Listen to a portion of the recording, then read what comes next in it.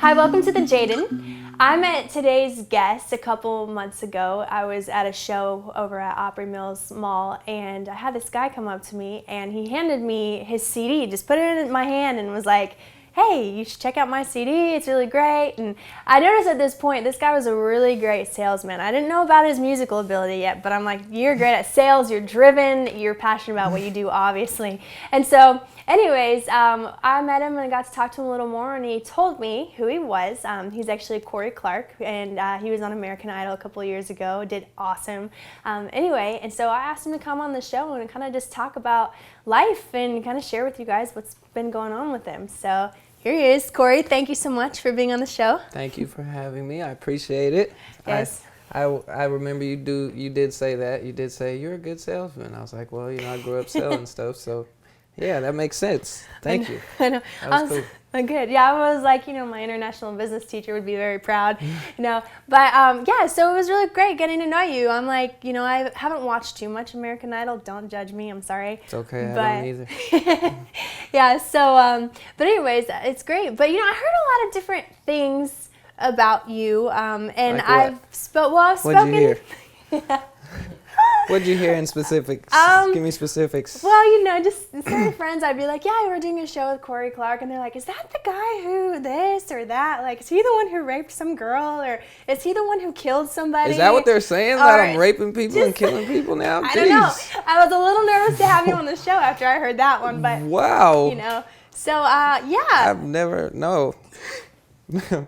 I've never raped anybody or killed anybody at all. Like that's good. That's kind of how I've never heard that. That's outrageous. Right? I don't know. Who knows what's floating around there about me? That's what it's come to. Like you sleep with somebody and then it goes from that to you raped and killed somebody. Like that's wow. That's out there. Okay, about the whole rumor thing, all this crazy stuff. Apparently, raping, killing, whatever.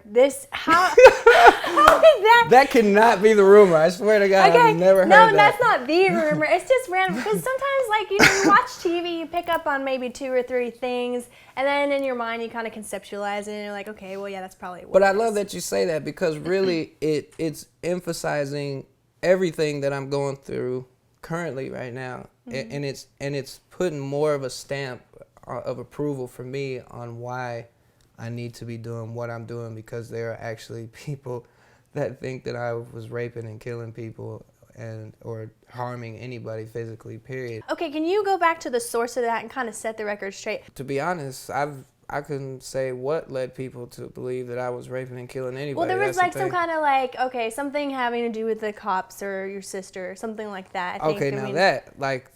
That situation, I mean, it's been out there for a while, it is what it was. I was arrested for obstruction of justice, which is I was trying to keep the police from doing their job.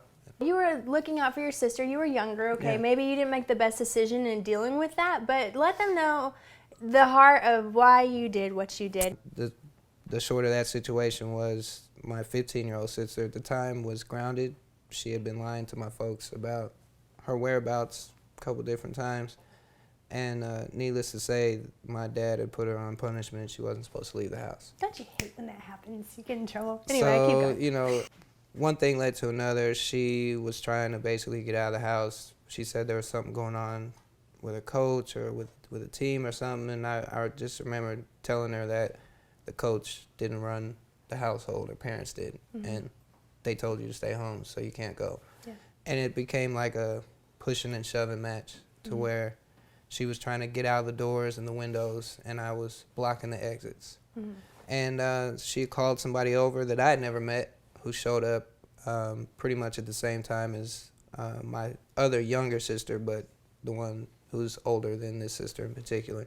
Mm-hmm. And she didn't know this lady either, so both me and her got to arguing with this lady, like, who do you think you are? You're not taking our 15-year-old sister nowhere. And I did curse her out, call her out her name and stuff, and this lady calls the police. So the police show up, they investigate the situation. They're like, all right, we're going to let the 15-year-old go with the 19-year-old. Mm-hmm. My problem with that is that the 19-year-old was drinking in front of the officers. She had a beer.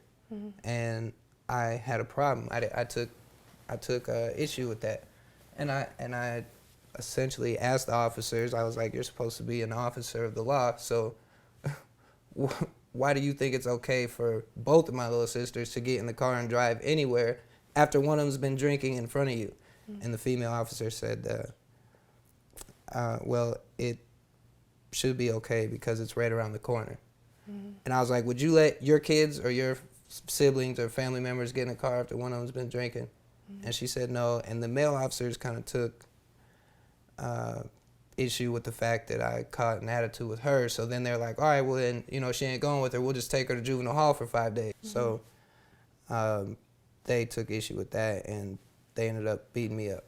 Mm-hmm. And they took me to jail instead. And I got charged with obstruction of justice. How it got put out there that I got charged with attacking my sister when that was not the case, mm-hmm. I didn't understand. But needless to say, my bond money was refunded. Mm-hmm. The judge dropped the case. He laughed at the officers literally when they said that I had beat up the 4 of them, because it was also this tale that I beat up the 4 officers. And the judge looked at me and he was like, "You expect me to believe that this guy beat up the 4 of you?"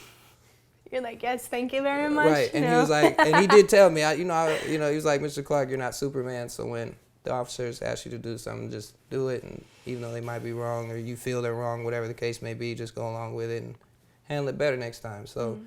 that is what all that was about, and it was told to the world later on that I was fired and disqualified because I had somehow withheld that information, and that was not the case. That's what all this is about. It's about clearing up my reputation and my name, showing people that I had a career before American Idol. They seem to think I got like stars in my head after the show, and I thought myself to be, something that I never was before the show, or that I wasn't. And mm-hmm. this is the life I've been living since I was 13. So, I wasn't on American Idol till I was 22. That's like 9 years of blood, sweat, and tears that I was putting in on the grind and in the underground of the music industry, making moves. Yeah, well, you bring up a good point. It's important to stay educated, on who's doing what. Before we make our assessments and our judgments, I think that it's really important to, see somebody for who they really are. And I did not rape anybody or murder anybody or even physically hurt anybody. Just put that out. And that's not even a quotation thing. That's a straight up, literal, take it for face value. That's what it is. Yeah. Well, yeah, and you know what? We all make mistakes, and we all have done things that we wish we wouldn't have done. And that's kind of the whole point of even the show, is just, anybody can find dirt in someone's life. Anyone can look at someone's life and be like, that is where you screwed up. And I'm sure there's lots of people who could find that in mine, but we're not talking about me right now. Anyway, but I got smart with the police because they were making a bad judgment call. So if that's considered dirt, then I guess that's what it is. Yeah, and it's just not necessarily dirt, but just things that don't necessarily line up. You know what I'm saying? But the thing she said that line up. See, we're doing quotations now. I like this. Anyway, but that's the thing, is being able to see the gold in somebody. That's you awesome. Have so many great things. And who you are like. When I first met you and we became friends later, it's just, you've got a lot of great stuff. And so tell people kind of what you're up to now. Like, what do you do? You've changed. It's been 9 years, right? Yeah, it's been quite some time. I've had kids since then. I'm a single father now. By the way, we have one of your kids here. Yes. Tell us about him. That's I brought my son, Liam, Prince Michael Clark, over. You want to come over here? Come here, man. Come here. He's so cute. Come here. You got it. Aww. This is my youngest son. This is Liam. What's up, buddy? He just turned 3 years old not the other day, like last month, I believe, the end of last month, June 28th. I almost said the other day. It feels like the other day, but he was, Liam was a premature baby. He was born June 28th here in Tennessee, but he wasn't due till September 1st, so he spent quite a long time in the hospital when he originally was born. Mm-hmm. But he was a fighter. Like, he's fought every day of his life. And it's been just really a blessing to be able to take part in his life and raise him, you know what I'm saying, and try to teach him morally correct etiquette of how to act in a society and treat people and with kindness and whatnot. Like, it's really cool to just see a little little person that you had something to do with. You know what I'm saying? Like I'm sure. taking shape after you. So that's my man. He was munching on cookies earlier today. So, yeah. Now, you say you have two. No, who's... No, actually, I've got three You got altogether. three? Okay. Yeah, I've got a 7-year-old. Sometimes I'm deaf. I don't hear things. It's all good. Okay. His name is Yeshua, and I have a 5-year-old daughter named Gloria, and then Liam. Very nice. Yeah. So I know that rejection is a really big thing that all of us face, and it's something that's just can really tear somebody down. What is your advice to somebody who may be going through something similar to what you have experienced? Rejection is a part of life, so it's normal to feel down about it, but don't let it defeat you. You know what I'm saying? In any aspect, whether it's about your sexuality or about your music or your personality or your reputation or your work or your whatever. Just don't let it defeat you. Don't let it define you. Don't try to please everybody, because you'll fail if you try to please everybody. And just be yourself, and you'll make it through it. I think that's great. Another thing I love is that you're so humble. Because, watching American Idol, a friend of mine pointed this out. You seemed, I'm not going to lie. One of your friends again? Maybe. I have a lot of Is this the same friend? It might be the same friend. I don't know. Okay. I'm going to have a talk with this friend. But we kind of were talking, and she had mentioned that on the show you seemed a little cocky. And I may or may not have agreed. But really being able to talk to you in person, actually you're super humble and down to earth, isn't he? So, thank you. Anyway, I guess that's kind of like a backhanded compliment, but that's pretty cool. I'm used to them. Well, Well, and it was funny because you actually mentioned that, when you try to sell your CDs, tell them a little bit about what happens when you try to sell your music. Well, there's people that are cool, and then there's people that are not. The people that aren't are the ones that are like, they're parking lot judging, basically. Parking lot. What does this consist of? How does this happen? You walk up to a patron somehow. You listen to R&B music, yes or no. If it's a no, cool. Have a good day. Thank you. You don't waste no more time. If it's a yes, you're like, okay, well, cool. I'm an independent artist. I don't even say nothing about American Idol. And then some people are like, well, just saying something then. Why don't you? I'll shoot you like $1 for it. You know what I'm saying? Like that's about all it's worth.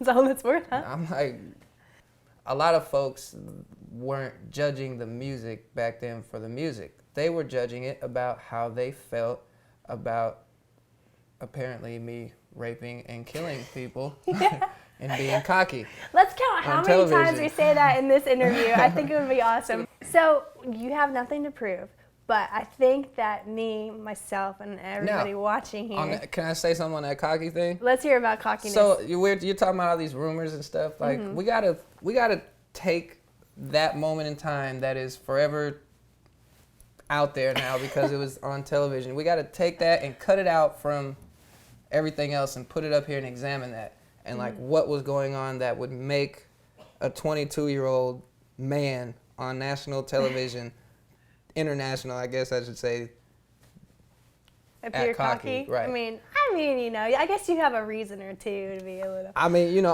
honestly, I probably was giving it the F you vibe because that's the way I felt when I was there, because it was like just so much drama and stress behind the scenes that I did not care. Yeah. I was like, whatever with that. I'm obviously liked by somebody, but considering the circumstances when you got like one of the hottest, superstars from when you were a child that you were like gaga over, hitting on you and doing the things that she was doing, it kind of inflates one's ego a little bit. So, it happens. Well, at least you're honest. You're good. You're straightforward, it was momentary. It was spontaneous and quick and fleeting. It was a phase. So it was, I am who I am. So what you see is what you get now. But, then Well, speaking of seeing what you get, can you give us a brief memory of what your voice sounds like? Can you just give us a little clip? Sure. Sing us a song. Can I do like a verse and a hook? Yes, please do, by all means. All right, let me see. Can I lip sync while you're singing? I don't. Do you know the words? If you know the words, I don't think anybody's heard it, but sure. Okay, well, I guess I can't lip sync. Yeah, look right into that camera and just share your heart with the world. Okay. Here we are. All of the love that I have for you comes from my heart, baby.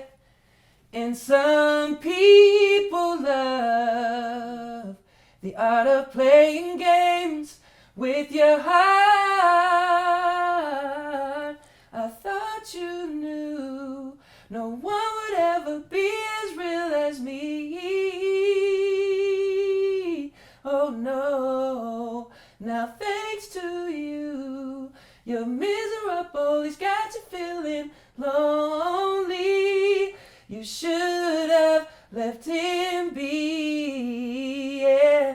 Should have stayed with me, my baby, but instead tonight now you cry. Should have never crossed that boundary, but instead you felt that you tried something that you knew forbidden. Why'd you feel like you had to lie to my face? You could have told me that you went and found a new guy.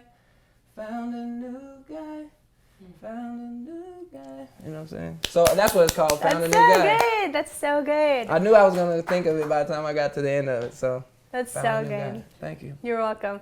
Well, you know, going on with the music thing, a friend of mine, it may or may not be the friend who might have listened to some publicity and been Is this the friend that thought that I was raping people and committing acts of bestiality and whatnot? And let's possible. meet this friend, please. Yeah, this friend, Wait, is she going to sit here or sit here? She's gonna, let's have her sit right here on the edge? end. Okay. Yes.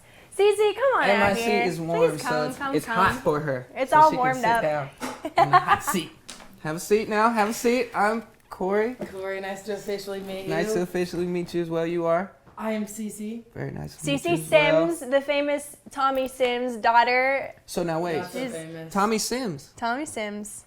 Nice. What do you mean not so famous? That's not very. He's undercover famous. He's undercover famous. I don't know, writing a song for Eric Clapton, I don't know if that qualifies you. The Eric I Clapton? mean, we think he's famous, but So he went he's like famous in our hearts. like he sold a lot of records basically through writing for other people.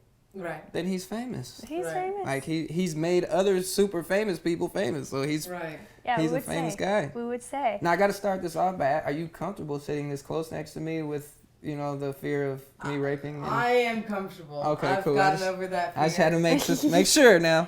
Yeah. We don't have officers standing nearby or anything, so. That was a rumor. I will say that was a rumor. That was But it's a horrible perfect rumor. example, right? Now, where did you hear that from? From the media? I heard that about a couple weeks after their big investigation happened that you actually got kicked off. Right. People were saying at my school, I heard he raped his sister. I heard something happened with his sister. It was a violent act, violent and sexual, two things, and it ended up being rape. Wow. And See how the mind of America works? And there's nothing against Cece at all because she was just hearing it from other people. Like, you can only go off of what you're told, right? So. I didn't actually believe it. I just heard it. And was She like, just said in her favor, she did say that. Well, in her defense, sorry. In her defense, she did say that she heard it. She didn't say it happened. And I so appreciate that very much. You're Yes, welcome. yes. But that's why we getting their ass. Yeah. Because of stuff like of what she heard. And you got to make sure you show that part too so I can just point that out to folks too. Be like, you see what she said she heard? You see that? See, yes, we're not taking a political stance. We are Not at all. we're not taking a political stance, neutral or We're just we're staying stating neutral. the facts. We're allowing Corey to That's all. express his life and his self. So, Cece, Yes. so you have a song to play for Corey. I do. Yes. Something special. And I'm so excited Can't wait to hear it. Yeah, you're going to love it, I think, because it so speaks to the heart of a person who feels like they're not validated, because no matter what anybody says, heaven is always celebrating us. Mm-hmm. So let's That's hear dope. this song. All right.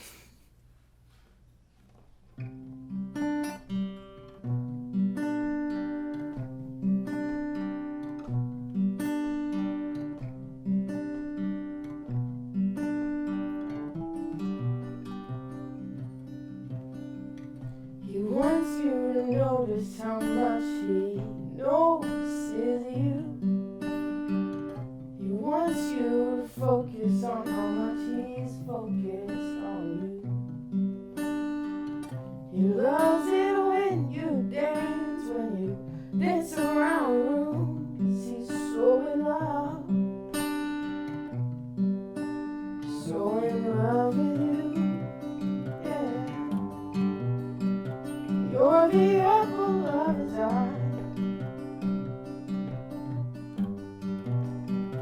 You are the apple of his eye. You have heaven's ovation. You have heaven's ovation. You have heaven's ovation.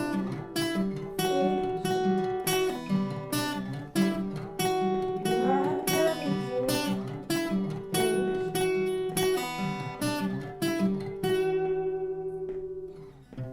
His heart is heavy when you're hurt, and he holds every tear you ever cried. And he says to you, my child, I'll never leave your side.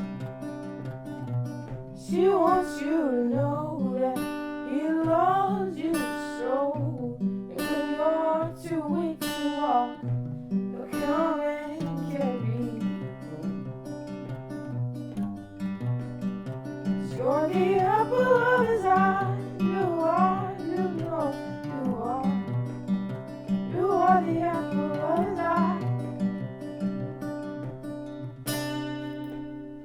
You have heaven's ovation. You have heaven's ovation. You have heaven's ovation. You have heaven's ovation.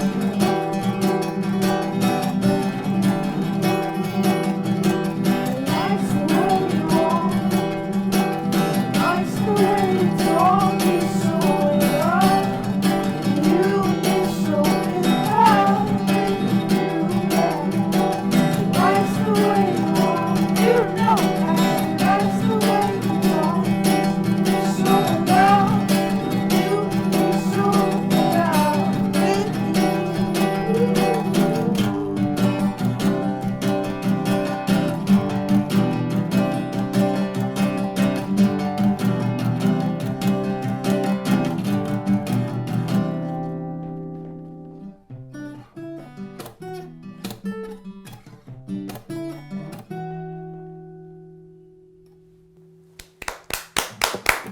That was tight. I love it. That was tight. Thanks. That was super tight. And Cool. you wrote that. Yeah. Actually, wrote that. Jesus wrote it, but I just copied him. If it would be okay with you and if these guys were down to do it, I would say I would love to cut your song in the studio, like sing it, you know what I'm saying? Mm-hmm. And then possibly maybe release it through, you know, some of Jaiden's connections and stuff through the website or maybe through my own connections with the next record I'm putting out. You down? I'm totally down. Thank you. That was. Thank you. I loved it. That's cool. And it's called Heaven's Ovation. Yeah, it's called Heaven's Ovation. I love that. So, Cece, you are amazing. I love that song. And I just have to Absolutely. say, I'm glad you're cutting it because this song, okay, I don't know if you guys know about this, but Cece recorded this for me on my phone. And, like, there are nights, like, when I can't sleep or mornings when I wake up and I'm like, I hate my life. It's only once in a while. But anyway, I will play that song, and it really, really brings me up. So I'm so Yeah. glad that it's going to get out and it's It's a going to get powerful recorded. song, man. It's Yeah. very touching. Yeah, for Very sure. touching. And its simplicity is its beauty, you know what I'm saying? So I don't want to, you know, you're not going to come in and hear it's like with a rock beat behind it or some crazy like, you know, bass section or whatever. Like, now this is it. This is it. No. This is Yeah. it. This is what it is. So we'll Yeah, make the song as is. it'll be good. It's a great Thank song. you very Yeah. much. Yeah. Well, thank you, Cece, so much for coming on. We're going to take a little break, and Thank we'll you. be back soon. Stay tuned.